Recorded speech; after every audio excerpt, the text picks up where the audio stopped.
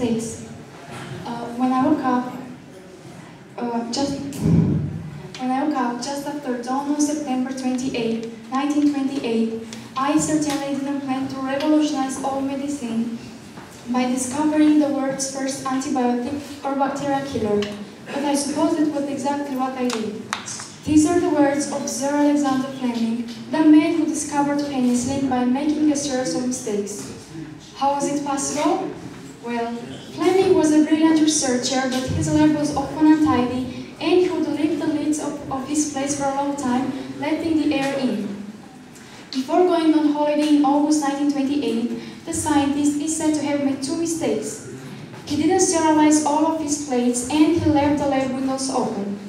On returning, Fleming noticed that lots of his culture plates were moldy, and that the colonies of bacteria immediately surrounding the mold had been destroyed.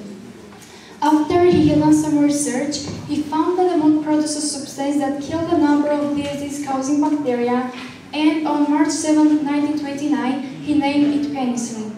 A common mold that might have grown happily on a slice of bread had landed on Alexander Fleming's plates, a stroke of luck which has saved millions of lives.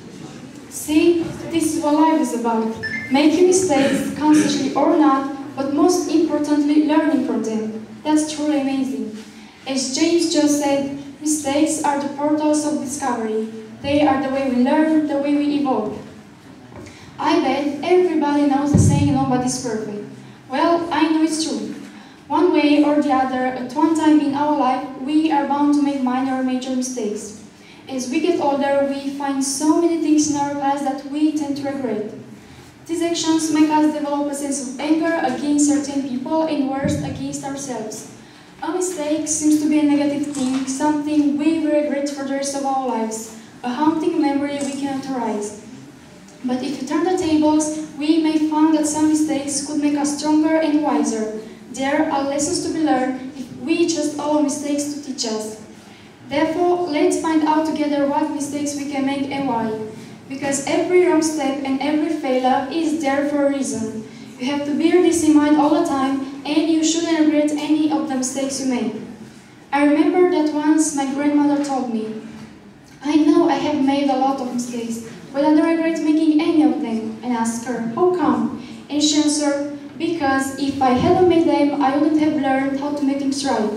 If you agree with her, it means you are ready to listen to what I'm going to say. Let me begin with one of the mistakes that we, as teenagers, frequently make, choosing the wrong friends.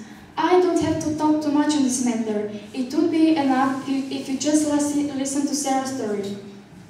About years ago, Sarah made some new friends. She met them at a party. They were okay at first, girls and boys, talking about the same teenagers' problems, you know, but then things changed. Her new friends were not exactly what she thought they were. Unfortunately, their behavior didn't make her leave the group. On the contrary, she began doing the same wrong things. She was drunk all the time, starting smoking, and much more than this, she started taking drugs. It seemed that Sarah discovered another world, and she was eager to explore it thoroughly. Along with her weakness began her problems. Problems at school, problems at home, health problems, not to mention her inner struggles and fears. I know what you are thinking about, that Sarah has made a huge mistake. Yes, you are right, but this is not so important now. What is more important is that one day she realized how much her life has changed, how many problems she caused for herself and for the people who loved her. Moreover, she learned a powerful lesson from her mistakes. They taught her to clarify what she really wanted to do in life and how she wanted to live. As Kurt Vonnegut said, and a step backward after making a wrong turn is a step in the right direction. Sarah is 19 now, a smart, beautiful girl who failed once, but who was willing to let us see her failures and mistakes so that we can learn from them ourselves. Some of us are still students. Some others used to be, but we all know that a student's life is full of mistakes. No matter how funny it may sound, mistakes are the most important things that happen in any classroom because they help us figure out what went wrong with the assignment and work towards doing better in the future. But not all of us think or act in the same manner when we get a bad grade. Mistakes usually make students feel ashamed, even stupid. Thus, the natural response is to get upset, to hide the test away, or even tear it to pieces. And that's the worst move to make if we ever want to get better. But the student reaction is perfectly normal, as we live in a society that pressures us to be perfect, and this pressure is reinforced at home by our parents.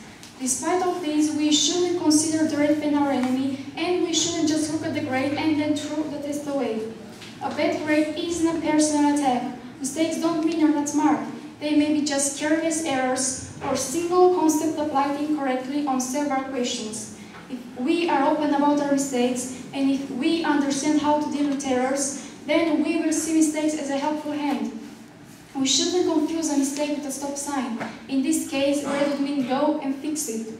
So remember George Bernard Shaw's words.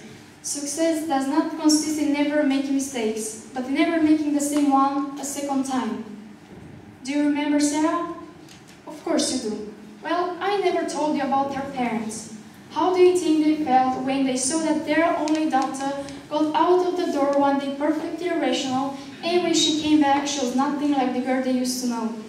You are right. No parent would ever like to face such an experience.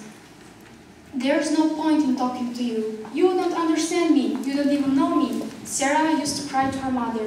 And thus, the communication between them, which used to flow easily with soft words and warm touches, became a minefield. Whose fault was it?